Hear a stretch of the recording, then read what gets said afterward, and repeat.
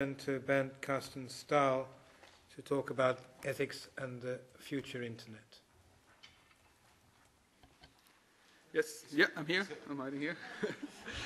No, I've moved here to be able to deal with the technology. Well, first of all, I'd like to thank the EGE and the President for inviting me. The presentation I'm giving has a slightly different title from the one you have in the agenda, which is actually a reasonably important point that I'll come back to later on, because I will be talking about ICTs in general, and I'm not going to talk about the internet. I'll talk about ethics and governance of emerging information technologies or information communication technologies, and most of what I'm saying is based on a project which I coordinated between 2009 and 2011. This project is a European science and society research project called ETICA, where ETICA stands for Ethical Issues of Emerging ICT Application. The ETICA project can best be understood as a foresight project. We try to explore possible futures in order to see what those futures may have for implications for us at the moment. You can see on this slide the four main aims of the project. That was first to identify emerging information technologies. Secondly, to identify ethical issues which are likely or possible to arise from these technologies. Thirdly, to evaluate those. And finally, to look at governance arrangements and make recommendations. During the first two steps of the project, we've identified about 100-something technologies, 50-odd application areas, 30, 40 artifacts, and we've condensed those down to 11 main technologies, which are described in a lot of detail on the project website, which I can't go into at this stage. So what I'll do very briefly is give you an overview of some of the shared features that many of these technologies are likely to display. The first one is that those new information technologies are predicted to be very natural in terms of interaction with the users. So all the artifacts that we see around us that help us interact, screens, mice, keyboards, are predicted to disappear. That's partly facilitated and partly necessitated by the fact that the technologies become invisible. There is predicted to be an increasingly direct link between the technology and the user, and that can, but doesn't have to be, an intervention, as you can see here, with Kevin Warwick, but it could also be facilitated through observation, surveillance, or other means. Those new technologies are likely to have a very detailed understanding and a very detailed model of the user in order to be able to provide the services that they're meant to provide. They will be pervasive, they'll be everywhere in the environment, and they will increasingly act without direct and immediate user input. They will become increasingly autonomous. As a consequence of all of this, these technologies are very likely to be able to structure the space of opportunities of the users in a very strong way, which, translated, means they have a lot of power over the user.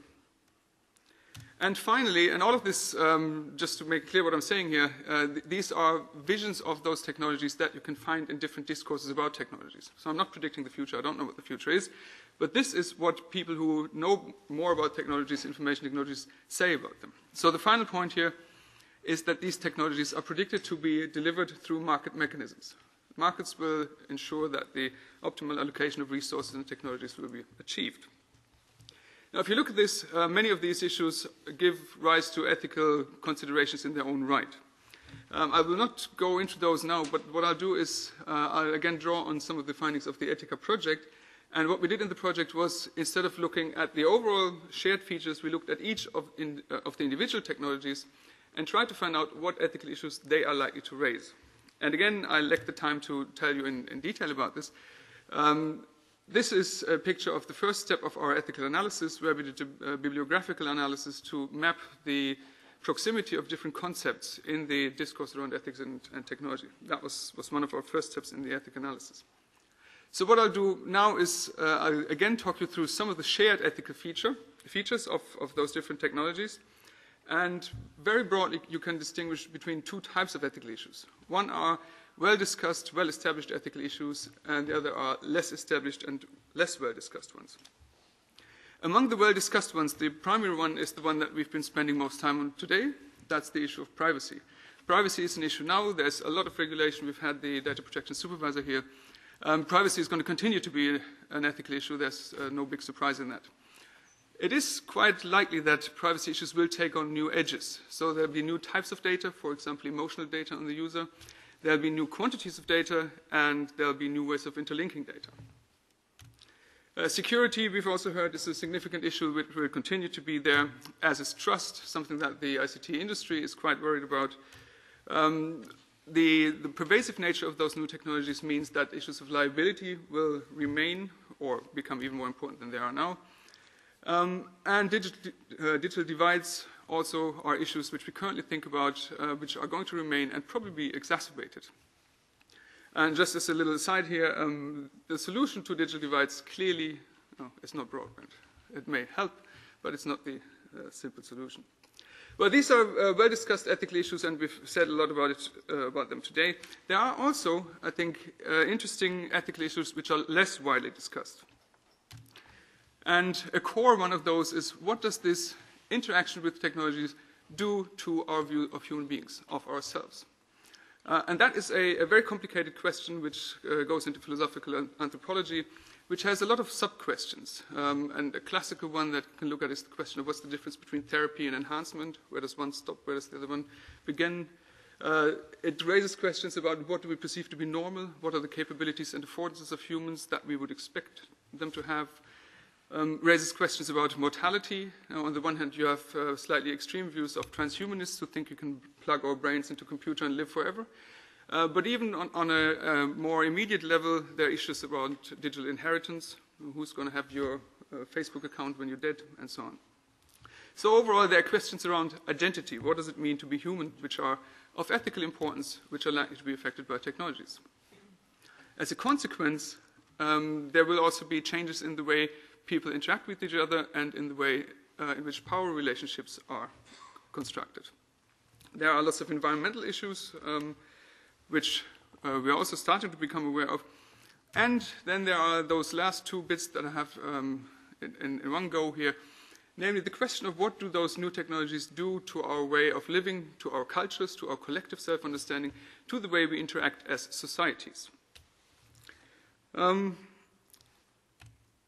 So, why did I present these overviews? There are lots of other ethical issues, as you can probably imagine, but the point I was trying to make here is that there are lots of different technologies and lots of different application areas which lead to an almost infinity of possible moral problems and perceptions. These different moral perceptions are open to differing ethical interpretations from different ethical perspectives. In addition, to make things even more complicated, they are context dependent. Something that counts as an ethical issue here does not necessarily count as an ethical issue there. Given that our project was mostly interested in the future, we also need to take into consideration that moral preferences and perception change over time. And so do our ethical evaluations of those. So what does that mean for the way we deal with technologies? Well, if we look at governance structures, it's important that governance needs to be flexible and open to change and development. Finding solutions to current problems is important, but the solutions need to be open to developing new solutions to new problems. So what we therefore think is required is a combination of ethical procedures which give substantive moral guidance. And that explains our recommendations. The first recommendation the Ethica project has come up with is that there should be a regulatory framework for what we call ethical impact assessment. So there needs to be some sort of framework which incentivizes people to engage with ethics and to help them to think about ethical issues in a broader societal context. And a lot of the examples that Peter Hastings gave earlier today, I think, would fit quite nicely in that, in the broader context. Having such a framework in itself is not good enough because the moral problems that we're facing are just too complicated, too complex, too multifaceted.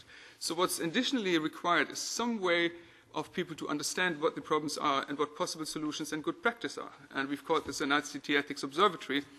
Call it what you may. The idea is that this is a shared resource for to be used by everybody who develops ICT, works with ICT, and is interested in dealing with the ethical issues. And finally, we suggested that there should be some sort of stakeholder forum that allows a broader engagement with society. And I guess the IGF is probably a good example of that. What we are having in mind here is something broader than just the internet. it would have to look at ICTs more generally. In addition to those recommendations to policymakers, we suggest that people who work on ICT, develop them, so industry, researchers, CSOs, and so on, need to incorporate ethics into the ICT research and development process in general, and even more complicated, they need to not just do ethics in sort of a tick box approach, but they need to be reflective about what they're doing, why they're doing it, how they justify it. So this, very briefly and in a nutshell, was the Ethica project, our findings and recommendations. And what does that mean for the EGE opinion? Well, I think that there are a few things that I would like to bring across as my message for today. First of all, ICT is not just the internet.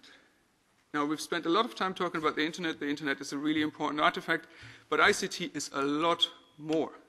There are lots and lots and lots of technologies, artifacts, applications out there which are not the same as the internet. Secondly, privacy is important, but not everything that's ethical is privacy.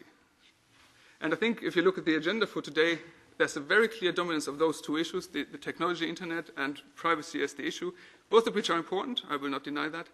But I think the EGE opinion should reflect a much broader spectrum than that. So what I'm suggesting here is that the EGE opinion ideally will open debate, not close it. And I think what would be helpful for people dealing with ethics of ICT would be to look at questions of governance. And governance under conditions of uncertainty, which is what we're facing here, is something that cannot be straightforwardly prescribed. It is something that needs to be developed in a very creative way. And Nicholas Rose and his colleagues recently have used the term of the art of governance, and I think that's something that I would hope to see in the EGE opinion. Thank you very much. Thank you very much, Bernd. Most of that I think we agree with completely. And what I believe we're very, very aware that the internet is not the only thing that we should be addressing. Questions or comments? Yes? Apologies. This is more of a comment related to the previous presentation, if that's okay. The first point on net neutrality and wait and see. Looking back over the history of European telecoms regulation, the European Commission decided to wait and see when it considered local loop unbundling. It waited and it saw that the market was failing and European consumers were being hurt and European industries were being hurt, and eventually it regulated. The exact history repeated itself with mobile roaming, and the history repeated itself with mobile data roaming. I'm not aware of any examples of a wait-and-see approach working, but maybe there are examples forthcoming from Mr. Bellavite. The second point that I wanted to make was a vocabulary point. People talk about ISP liability and self-regulation like it's one thing. But things that are almost unrelated are referred to by the term self-regulation. So, for example, things that are entirely internal or almost entirely internal to an internet intermediary, such as spam filtering, for example, is considered self-regulation. And that works extremely well, and there has never been regulation. Why? Because it's entirely internal, and it's in the internet provider's best interest to do it for its own customers. That is referred to as self-regulation, but also the voluntary 3 strikes and you're disconnected system in Ireland is referred to as self-regulation. This is almost entirely external. The internet provider is obtaining data from a third party in order to protect the assumed interests of a third party, and it's not regulating itself. It is not by any stretch of any imagination self-regulation. It is regulation and punishment of its own consumers. So I think whenever we talk about self-regulation and ISP liability, we need to be quite clear what we're talking about, because they're different things, and the more external a self-regulation is, the less it's self-regulation, the less it's effective, the more dangerous it is for consumers. And if we take the Irish example, or if we take the Scarlett Saban case in the European Court of Justice, the more ISPs regulate consumers, the more net neutrality is affected, the more privacy is affected, the more the right to communication is affected, the more the right to a fair trial is affected, the more the presumption of innocence is affected. So we need to be careful always when we're talking about ISP liability and ISP self-regulation and what that means in each given context. Thank you. Thanks very much. I had a colleague from the European Parliament. I had been surprised that in this evolution of the value problem, nobody or hardly mentioned the evolution of the notion of private property. Because the respect of private property is something we value. This is, for instance, why robbery is something bad. And private property has been designed at a time where all goods, or almost all goods, were rival. And now we have many goods that are non-rival, and many of them are free. For instance, I'm running Linux on this computer, and I didn't buy it. So the idea that private property will not be something important in the future might completely change the way we live and the way we live together and the way our economy is organized. And don't you think this is some ethical issue that might completely change the way we see a society? Yes. Briefly, the answer is yes. Slightly more longer version is that it didn't come out as a particularly relevant issue in our methodology that we used, mostly because what we looked at were the technologies per se, whereas intellectual property issues are more linked to application areas of those technologies. But I completely grant you, intellectual property is one of the core issues of ethics in ICT, and yes, it will remain on as well. I'm going to allow Marie-Jo one question because you haven't spoken it. Et je vais parler en français pour changer un peu. Merci. J'aurais voulu savoir un peu plus ce que vous pensez de cet observatoire européen en éthique, dont vous dites qu'il doit développer à la fois l'éthique et les technologies. Quel devrait être son rôle? Quelle serait sa fonction? Est-ce qu'il y aurait une fonction de régulation? Mais avec quel pouvoir contraignant ou pas? Et j'aurais aimé en savoir un peu plus à ce niveau-là. Merci. Okay, I hope I understood the question. The observatory, as we envisage it, is meant as a community-owned resource which can be used to exchange experience, case studies, good practice, and so on. That, of course, is an initial step. There is presumably going to be something beyond that in the medium-term future. So if we manage to establish this ICT Ethics Observatory, then of course it would have some sort of regulatory relevance, because it would then be the place where you could go to find best practice, and best practice is presumably what will prevent you from being sued for liability for negligence. So there are follow-on developments. At this stage, the idea is only to provide a technical infrastructure for people to exchange ideas, experience, and good practice. Does that answer the question? Thanks very much. We must move on for all. Okay. You said that there are moral issues are context dependent. There is a problem because there are something which is intrinsically evil. For example, to lie or to hate. So you cannot do moral which is relative to the context. Okay, that's of course somewhat of a bit deep philosophical issue, and I leave it to the experts of the EGE to sort out the basics of ethics. Very briefly, what I'm pointing at here is that a lot of the ethical issues we are looking at with regards to ICT are context dependent. So whether something is considered ethically problematic in terms of privacy, for example, is not necessarily an intrinsic issue. Now, whether it is always wrong to lie, well, we could spend a few hours discussing. But what I was saying is that the majority of the problems that we normally term ethical are context sensitive. Thank you very much, both of you. I now turn to our final